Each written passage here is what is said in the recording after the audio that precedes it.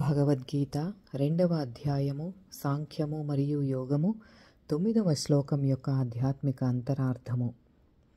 ఆధ్యాత్మికంగా పురోగమించిన సాధకుడు తనలోని సూక్ష్మ అంతఃపరిశీలనతో ఇలా తన అంతరంలో అనుభూతి చెందుతున్నాడు. తాను పరంతప అని అంటే తనలోని అంతర్శత్రువులైన ఇంద్రియ ప్రలోభాలు, అరిషడ్వర్గాలు, రాగద్వేషాలు వీటన్నింటినీ తపింపచేయగల సామర్థ్యం తనకు ఉన్నది అని తన స్వీయ నియంత్రణా శక్తితో నిరూపించుకున్నాడు. తాను తనలోని అజ్ఞానాన్ని ఇంకా నిద్రను జయించగలవాడు అని కూడా నిరూపించుకున్నాడు.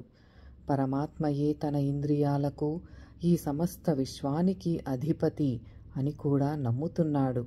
కానీ ఇంకా తనలోని ఇంద్రియాలను, చెడు సంస్కారాలను తన ఆధీనంలోనికి తెచ్చుకొనేంత సంకల్ప శక్తి లేనందున నిరుత్సాహముతో, ఓ హృషీకేశ, ఓ పరమాత్మ, ఈ ఇంద్రియ సుఖాలను సంహరించే క్రియాయోగ సాధన నేను చెయ్యలేను అని తన నిరాశను వ్యక్తం చేస్తున్నాడు.